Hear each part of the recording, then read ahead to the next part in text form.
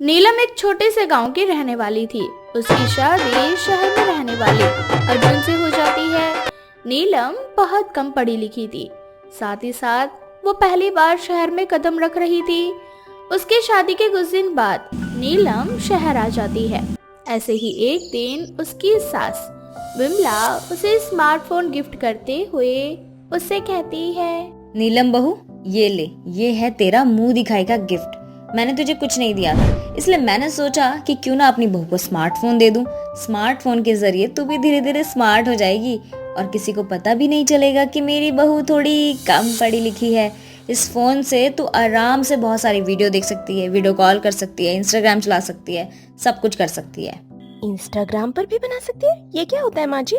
हमने तो कभी इतना बड़ा फोन चलाया नहीं और हमको तो बहुत डर लगता है। अरे डरने वाली कोई बात नहीं है, चिंता मत कर, मैं हूं ना। मैं तुझे सब सिखा दूंगी कि कैसे फोन चलाते हैं, सोशल मीडिया पे कैसे एक्टिव रहते हैं। आजकल की स्मार्ट सासू मैं चाहती हूँ कि मेरी बहू भी धीरे धीरे स्मार्ट हो जाए। हमारी किस्मत बहुत अच्छी है माँ जी कि हमको आप जैसी सास मिली, वरना आजकल की सास इतनी हरामी होती है कि वो अपनी बहू को जिंदा जला कर मार डालती है।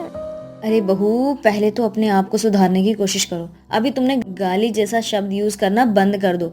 तुम्हें पता है गंवार लोग गाली देते हैं, और मैं अपनी बहू को स्मार्ट बनाना चाहती हूँ, अच्छा बनाना चाहती हूँ, ताकि लोग देख के कहें कि हाँ तू मेरी बहू है। अरे माँ जी, हम तो बहुत स्मार्ट है। पूरे गांव में ना जाने कितने लड़के हम पर फिदा थे। अरे बहू, तू सच में बहुत भोली है। अच्छा चल, एक काम कर, अपने कमरे में जा, आराम कर ले, थक गई होगी। इस तरह से नीलम अपने कमरे में सोने के लिए चली जाती है। उसे अपने कमरे में नींद नहीं आ रही थी, तभी वो बाथरूम में जाती है। नीलम का बाथरूम काफी सुंदर और बड़ा बना हुआ था। ये देखकर नीलम मन ही मन कहती है, आई हो दादा, इतना बड़ा वॉशरूम! ऐसा लग रहा है जैसे किसी का रूम हो, या फिर सच में हमें तो इस बाथरूम से बाहर जाने का मन ही नहीं कर रहा। क्या गजब का घर है यार! हमारी तो किस्मत ही चौंधिया गई इतने बड़े घर में शादी करके।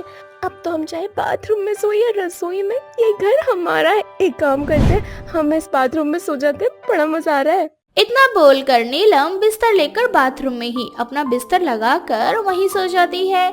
ऐसे ही अगली सुबह नीलम की सास पूरे घर में नीलम को ढूंढ रही थी, लेकिन वो उसे कहीं नहीं मिलती।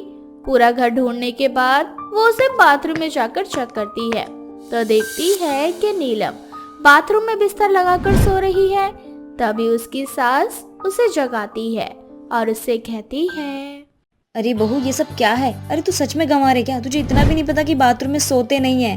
पूरा बिस्तर खराब कर दिया तूने बाथरूम में लगाकर। अरे माँ जी, ये बाथरूम नहीं बल्कि कोई जन्नत है, जन्नत। हमें तो बहुत अच्छी नींद है इसके अंदर।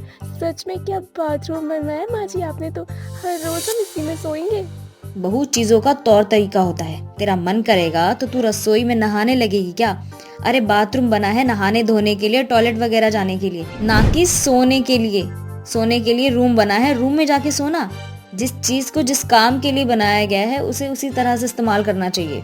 माँ जी, आप नहीं समझोगे कि हमें रात में कितनी अच्छी नींद आई। सच में ऐसी नींद अगर रोज मिले ना तो मजा ही आ जाए जिंदगी जीने में। अगर तेरी बकवास खत्म हो गई हो तो किचन में जाके थोड़ा काम कर ले। ऐसे ही एक दिन फिर नीलम बाथरूम में सो रही थी। तभी उसका पति उससे कहता है, अरे नीलम, रोमांस की बातों को अंदर ही करना है क्या? तुम्हें कितनी बार मैं समझाऊं कि कमरे में सोते हैं। ये जो इतना बड़ा बेड है, इस बेड के ऊपर सोते हैं, ना कि बाथरूम के अंदर। बाथरूम के अंदर सिर्फ पॉटी करते हैं और नहाते हैं। अरे तो इतना सुंदर बाथरूम बनवाया क्यों आपने? इन बातों को देखकर मेरा दिल नहीं करता कि मैं किसी और के घर के कोने में जाऊं। मुझे तो लगता है कि आपने पूरा बाथरूम बनाने में ही पैसा लगवा दिया, तभी तो बाथरूम इतना सुंदर है आपका। तुम्हें पता है माँ को ना वो चीजें बिल्कुल भी पसंद नहीं है जो तौर तरीके के हिसाब से ना हो।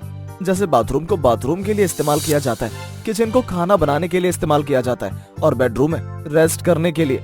अगर यही सब तुम बार बार करोगी ना तो माँ तुमसे बहुत नाराज हो जाएंगी। इस बात को ध्यान में रखना। चलो अब जो हुआ उसे भूल जाओ। यूं ही कुछ दिन गुजर जाते हैं। एक दिन विमला के घर उसकी सहेली आती है और वो विमला से कहती है, अरे विमल, तेरी बहू कहाँ है? जरा उससे मिलवा, तो बहुत दिनों बाद आई हूँ उससे मिलने के लिए। एक काम करते हैं, उसके ही कमरे में चलते हैं, वहीं बैठकर बातें कर लेंगे। दोपहर में काफी गर्मी हो रही थी। नीलम फिर से बाथरूम में बिस्तर लगाकर फोन चला रही थी। तभी वहाँ पर उसकी सहेली आ जाती है। बाथरूम में नीलम को देखकर वो हैरान हो जाती है। विमला को बहुत गुस्सा आता है और वो नीलम को उसके सामने ही सुनाने लगती है। बहू, मुझे एक बात समझ में नहीं आती, जब मैंने तुझे मना कर दिया है तो बार बार वो हरकत क्यों करती है? अपने आप को सुधारने की कोशिश क्यों नहीं कर रही तू? अरे विमल, ये तो सच में बहुत गवार है यार। इतना भी नहीं पता कि बाथरूम में सोते ही नहीं, कमरे में सोते हैं। इसका बस चले तो ये रसोई को भी शौचालय बनवा देगी। हाँ, हद होती है किसी चीज की। अगर मैं तुझे मना कर रही हूँ किसी चीज के लिए तो तुझे मान जाना चाहिए ना। सास माँ समान होती है। अगर तू अपनी माँ की ही बात नहीं मान सकती तो पता नहीं क्या करेगी। तूने तो मेरी भी बात का मान सम्मान नहीं रखा। अरे माँ जी, वहाँ पे थोड़ी गर्मी लग रही थी। एकदम चुप। अगर तुझे गर्मी लग रही है ना तो तू नीचे वाले कमरे में भी जा सकती है या फिर कमरे में एसी ऑन कर सकती है, मुझे बोल सकती है। ये हरकतें दिखाकर तू क्या साबित करना चाहती है? मेरे घर में किसी भी चीज की कोई कमी नहीं है, समझ आई बात? सच में ये नजारा देखकर ना बड़ी हंसी आ रही है मुझे। अब तो मैं यहाँ से चली। मुझे लगा था शायद इतनी भी गवार नहीं होगी तेरी वो, लेकिन ये तो बहुत ही बड़ी गवार और बेवकूफ निकली यार। पहली बार अगर कोई गलती होती तो गलती पता लगाने के बाद वो गलती दोबारा दोहराता नहीं है इंसान, लेकिन तेरी बहू तो बात सुनने के बाद भी उसे अनसुना कर देती है। नीलम, आज तेरी वजह से ना मुझे किसी और के सामने शर्मिंदा होना पड़ रहा है। अगर तुझे बाथरूम में सोना है तो एक काम कर, तू बाथरूम के अंदर ही बैठ जा, उसी के अंदर रहना। और हाँ, मेरे परिवार में किसी से कोई मतलब रखने की जरूरत नहीं है तुझे। इस तरह से विमला अपनी बहू से नाराज हो जाती है। देखते ही देखते कुछ दिन गुजर जाते हैं। विमला अब अपनी बहू से बातचीत करना बंद कर देती है। सास की नाराजगी से बहू को बहुत बुरा लगता है और उसे अपनी गलती का एहसास होने लगता है। तभी वो अपनी सास से माफी मांगते हुए, माँ जी, हमें माफ कर दो, हमसे बहुत बड़ी भूल हो गई। आप बिल्कुल सही कह रही थी। जिस चीज को काम के लिए, जिस काम के लिए बनाया गया है, उसी काम के लिए इस्तेमाल करना चाहिए। और मैंने आपकी बातों को अनसुना कर रही थी, लेकिन अब मुझे बिल्कुल समझ में आ गया कि आप जो कह रही थी वो बिल्कुल सही ही है। मैं वादा करती हूँ आगे से कभी भी बाथरूम में नहीं सोऊंगी। इस तरह से नीलम अपनी सास की बात मान जाती है और उनसे माफी मांग लेती है। जिसके बाद नीलम की सास अपनी बहू को माफ करके उसे शहर के सारे तौर तरीके सिखाती है। आरती एक पंडिताइन थी जो हर समय पूजा पाठ में लीन रहती थी। अगर किसी पशु पर जुल्म होता वो देखती तो उसे बहुत दुख होता और वो उस जानवर को बचाने के लिए सभी से लड़ जाती। पर क्या हो जब एक पंडित लड़की की शादी किसी जल्लाद घर में हो जाए। आरती इस बात से अनजान थी कि उसके लिए जो रिश्ता आया है वो परिवार जल्लाद है, मांस मच्छी बेचने का काम करता है। क्योंकि आरती अनाथ थी इसलिए उसके चाचा चाची ने उसकी परवरिश करी थी। वो लोग आरती से बस अपना पीछा छुड़वाना चाहते थे, इसलिए जानबूझकर आरती के लिए आदर्श नाम के लड़के का रिश्ता देखते हैं। कुछ देर बाद जब आरती घर में आती है तो वो अपने घर में कुछ रिश्तेदारों को देखती है। लो, आ गई हमारे घर की बेटी, यही है आरती। वैसे आपके बेटे आदर्श और मेरी भतीजी आरती की जोड़ी लगता है भगवान ने फुर्सत से बनाई है। सही कह रही हो, हमें तो तुम्हारी भतीजी पसंद है। अब तो तुम चट मंगनी पट ब्याह करा दो। जानती हो ना हमारा व्यापार वैसे है, हमें समय नहीं मिल पाता। बड़ी मुश्किल से तो हम दोनों ने समय निकाला है अपने बेटे की शादी के लिए। अब आरती की चाची बिना आरती की मर्जी पूछे उसकी शादी आदर्श से करवा देती है, पर आरती भी कुछ नहीं बोलती। पर ये क्या, शादी के पहले ही दिन आरती देखती है कि उसकी सास ने घर के बाहर बहुत सारी मछलियाँ लाकर रखी हुई है। माँ जी, ये क्या है? आपने घर के बाहर इतनी सारी मछलियाँ क्यों रखी हैं? इन मछलियों की वजह से कितनी बदबू आ रही है। अब तो जानती है ना कि मेरा पूजा करने का समय हो चुका है। इन मछलियों को जल्दी से हटाइए। अरे ओ बहू, तू अपनी पूजा पाठ बाद में करना, पहले हमारे काम में हाथ बटा। हम लोगों का काम है मुर्गी मछली बेचने का। हम जल्लाद लोग हैं, पूजा पाठ करने से ज्यादा अपने काम को पूजते हैं। क्या आप जल्लाद हैं माँ जी? इन जानवरों की जान लेकर आपको क्या मिलेगा? इंसान को पशु नहीं खाने चाहिए। अरे ओ मेरे पंडित बहू, पूजा पाठ में लीन रहने वाली, अगर हमने मांस मच्छी नहीं खाई तो ये मांस मच्छी हमें खा जाएंगे। जानती भी है इनकी प्रजाति कितनी बड़ी होती है। हे भगवान, इन बेजुबान जानवरों की मदद कीजिए, इनकी जान बचा लीजिए। मेरी जल्लाद सुर्पनखा सास है ना, वो इनको मार कर बेच देगी या फिर खा जाएगी और कुछ दुष्ट प्राणी लोग इन्हें खाएंगे। हे भगवान, इन्हें कुछ भी करके बचा लीजिए। अरे बहू, ये कैसी प्रार्थना कर रही है तू? तू तो हमें रोड पर ला देगी। तुझे जो करना है कर, तू बस मेरे रास्ते से हट जा। इतना बोलकर सूर्पनखा अपनी बहू को वहाँ से हटा देती है और खुद मछलियों को काटने लगती है। ये देखकर आरती से बर्दाश्त नहीं होता और वो सारी मछली को ले जाकर नदी में फेंक देती है। अरे गवार औरत, तू क्या पागल है? तूने सारी मछली नदी में क्यों फेंकी? तू जानती भी है हमारा कितना नुकसान हो गया। माँ जी, मैं अपने सामने किसी भी निर्दोष जानवर की मौत तो होने नहीं दूंगी। अगर आप लोगों को काम ही करना है तो कुछ अच्छा काम कीजिए ना, जल्लाद वाला काम क्यों करना। देख भाई, हम जल्लाद हैं और हमारे सीने में दिल नहीं, पत्थर होता है, पत्थर। अगर मेरे दिमाग की खोपड़ी घूमी ना तो मैं तुझे ही काट कर बेच दूंगी। इसीलिए चुपचाप मुझे मेरा काम करने दे। आज तो तुझे माफ कर रही हूँ, लेकिन आइंदा से माफ नहीं करूंगी, समझी? आरती की वजह से सूर्पनखा का काफी नुकसान हो चुका था। अब वो अपने बेटे आदर्श के आने का इंतजार करती है। कुछ देर बाद आदर्श कुछ मुर्गी और बकरियां लेकर आता है उन्हें हलाल करने के लिए, पर इस बार भी आरती बीच में आ जाती है और अपने पति को रोकने लगती है। मैं अपने जीते जी इन पशु की जान आप लोगों को लेने नहीं दूंगी। आप इनकी हत्या नहीं कर सकते। माँ, ये आरती पागल हो गई है क्या? क्या आपने इसके घर वालों को बताया नहीं था कि हम लोग जल्लाद हैं? बताया था बेटा, पर इसकी चाची ने मुझे ये नहीं बताया कि पंडित है। मुझे तो समझ नहीं आ रहा, अब जल्लाद के घर में पंडित कैसे रहेगी? और अगर ये इसी तरह से करती रही तो एक दिन तो हम रोड पर आ जाएंगे और हमारा सारा कारोबार मिट्टी में मिल जाएगा। देखो आरती, हम अपना काम एकदम से नहीं छोड़ सकते, पर हाँ, हम तुमसे वादा करते हैं कि धीरे धीरे हम जल्लाद का काम छोड़ देंगे। इसीलिए अभी तुम रास्ते से हट जाओ ताकि हम अपना काम कर सकें। देखो, इसके बिना हमारा घर नहीं चल सकता ना। मैं कुछ भी नहीं जानती। मैं किसी भी निर्दोष जानवर की जान नहीं जाने दूंगी। अगर आप लोगों को इनको मारना ही है ना, तो एक काम कीजिए, सबसे पहले आप मुझे मार dीजिए। आप तो जल्लाद है ना, आप लोगों के हाथ भी नहीं कांपेंगे, क्योंकि जल्लाद तो इंसान को भी मार देता है। इतना बोलकर आरती घर में चली जाती है। अब आदर्श और सूर्पनखा चाहकर भी कुछ नहीं कर पाते। अब इसी तरह से एक हफ्ते गुजर जाते हैं और एक दिन जेल से आदर्श के पास फोन आता है। हेलो, जल्लाद आदर्श से बात हो रही है?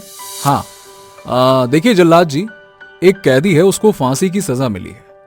अब आपको तो पता ही है कि हमारे देश में बहुत कम जल्लाद बचे हैं, इसीलिए कल समय पर आ जाइएगा, ठीक है?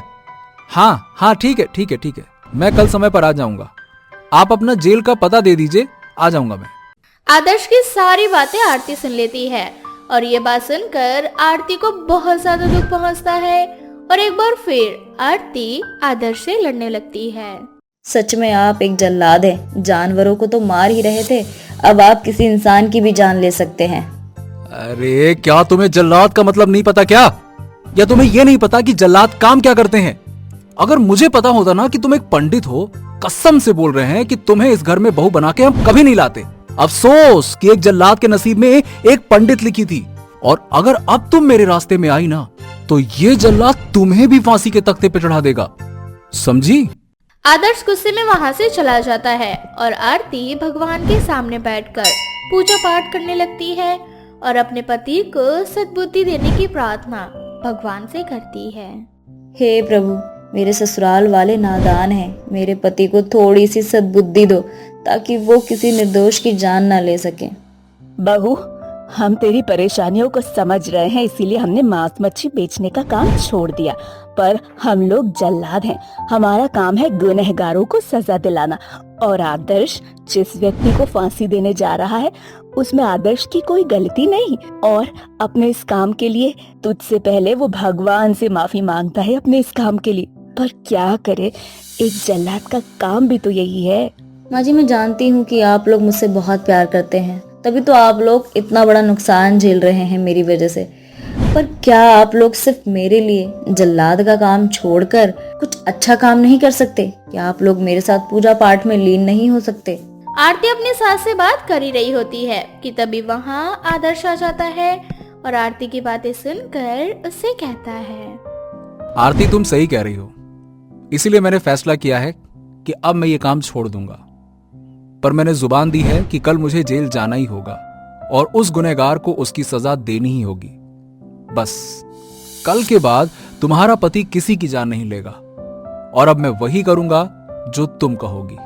क्या पता तुम्हारे साथ पूजा पाठ करने के बाद भगवान मेरे सारे गुनाहों को माफ कर दें। आप सच कह रहे हैं ना? भगवान की कसम खाइए, और मेरी भी। मैं कसम खाकर कह रहा हूं, कल के बाद मैं फिर कभी भी जल्लाद वाला कोई काम नहीं करूंगा और ना ही किसी की जान लूंगा। पर कल जिसे मैं फांसी देने जा रहा हूं ना, वो कोई निर्दोष नहीं है, वो बहुत बड़ा गुनहगार है जिसने तुम जैसी मासूम लड़कियों की जिंदगी बर्बाद की है। इसीलिए मुझे उसको उसकी सजा देनी होगी। अब आरती भी आदर्श की बातों को समझ जाती है। अगले दिन आदर्श जेल जाता है और उस गुनहगार को फांसी के तख्ते पर लटका देता है, पर घर पर आकर अपने गुनाहों की माफी भगवान से मांगता है और आरती के साथ पूजा पाठ में लीन हो जाता है। जिसके बाद आदर्श और उसकी माँ फिर कभी जल्लाद वाला कोई भी काम नहीं करते और आरती के साथ पूजा पाठ में लीन रहते हैं।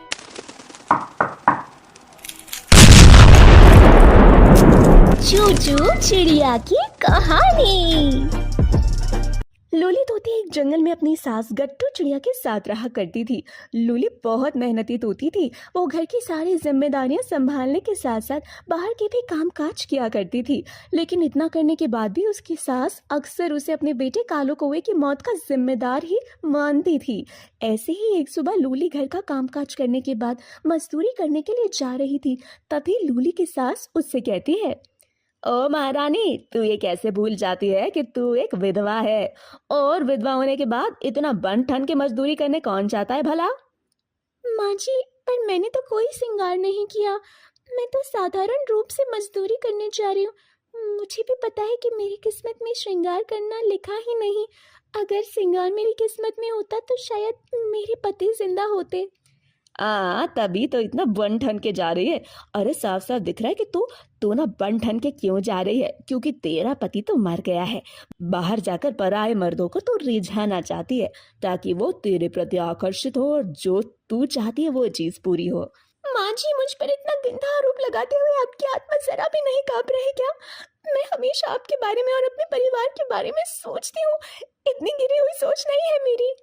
हाँ, सफाई तो देगी ही ना। माँ जी, मैंने हमेशा आपको अपनी माँ समझा है और मुझे लगता है कि आप मुझे अभी तक समझ नहीं पाई हैं। शादी को कितने साल हो गए। अगर मुझे किसी से शादी करनी होती तो मैं कब का कर चुकी होती, लेकिन नहीं, मेहनत मजदूरी करके आपके साथ घर में रहती हूँ। मेरे मन में कभी भी ये विचार नहीं आया कि मैं किसी पराये मर्द को देखूं। हमेशा कालू को ही अपना पति मैंने माना है और उनकी यादों के सहारे ही मुझे अपना जीवन आगे बढ़ाना है। बड़ी बड़ी बातें मत कर। अच्छा बनने का नाटक तो तू बहुत अच्छे से करती है। बेचारी लूली अपनी सास को लाख समझाने की कोशिश करती है, लेकिन उसकी सास को बस अपनी बहू को सुबह शाम ताने देने से मतलब था। ऐसे ही समय बीतता जाता है। एक दिन पड़ोस की मेनका कबूतरी लूली के घर आती है गट्टू चिड़िया से मिलने। मेनका कबूतरी गट्टू को उसकी बहू के खिलाफ भड़काते हुए कहती है, और गट्टू बहन, कैसी हो तुम? बहुत दिनों बाद तुम्हारे घर आई हूँ, सोचा हालचाल ही ले लो। सुना है कि तुम्हारी बहू बाहर मजदूरी करती है। चलो हट जाए, पूरे घर का संभाल रखा है तुम्हारी बहू ने। नहीं तो आजकल की बहुएं कहाँ इतना समझती हैं ससुराल वालों को, है ना? अरे गट्टू बहन, बहू को कितना भी प्यार दे लो और कितनी भी उसकी ख्वाहिश पूरी कर लो, लेकिन बहू तो बहू होती है, वो कभी सास को माँ नहीं समझती। वैसे ही मेरी बहू है। मेरी बहू तो इस दुनिया की सारी बातों से 100 कदम आगे है, 100 कदम। ससुराल आते ही मेरे बेटे को खा गई और जैसे ही मेरा बेटा इस दुनिया से गया, महारानी के तो तौर तरीके ही बदल गए। विधवा होने के बाद भी इतना मेकअप करके मजदूरी करने जाती है। बात तो तुम बिल्कुल सही कह रही हो। जंगल के बाकी पक्षी जो है तुम्हारी बहू पर लाइन मारते हैं। मैं तो कहती हूँ थोड़ा कंट्रोल कर लो तुम अपनी बहू को, वरना आगे जाकर दिक्कत तो होगी। और हमारा क्या है, हम तो पड़ोसी ठहरे तुम्हारे, समझा ही सकते हैं। बाकी क्या करना है क्या नहीं वो तो तुम्हारे ऊपर है। तुम सही कह रही हो। आने दो इस बच्चलन को, इसे तो मैं आज अच्छे से ठीक करती हूँ, फिर चाहे मुझे इसके लिए कुछ भी क्यों ना करना पड़े। बहुत ढील मिल गई है ना महारानी को, और जिसकी सारी अकड़ निकाल दूंगी। देख लेना जो सही लगे, मेरा काम था तुमको समझाना, बाकी तुम्हारी मर्जी। अच्छा अब मैं चलती हूँ बहन, घर पर बहुत काम पड़ा है। काम तो होता रहेगा बहन, थोड़ी देर और बैठो ना। बाहर का तो मैं जानती नहीं हूँ, बाहर मेरी बहू क्या गुल खिलाती है वो सब तो मुझे मालूम नहीं है, तो कम से कम इतने टाइम बाद तुम आ गई हो तो जरा अच्छे से बता कर जाओ ना कि महारानी जब आए तो उसकी अच्छे से खबर ले सकूं। अरे बहन क्या ही बोलो तुम्हारे बहू के बारे में, और तो और तुम्हारी बहू को देखकर इस मोहल्ले की जो बाकी बहू है वो भी ऐसे ही करने लग गई है, उनका भी मन करता है कि वो बाहर काम करें। हाँ ये तो तुम बिल्कुल सही कह रही हो, संगत का असर तो पड़ता ही है ना। खरबूजा ही खरबूजे को देखकर रंग बदलता है, तो आखिर उनका भी मन करेगा ही। कोई बात नहीं, इसकी लगाम तो मैं आज कसूंगी ही कसूंगी। जब लूली घर से काम करके वापस लौटती है तब उसकी सास उसको खूब खरी खोटी सुनाती है और कहती है, ओ महारानी तूने ठेका ले रखा है क्या, पूरे मोहल्ले में मेरी बेइज्जती करवाती रहेगी।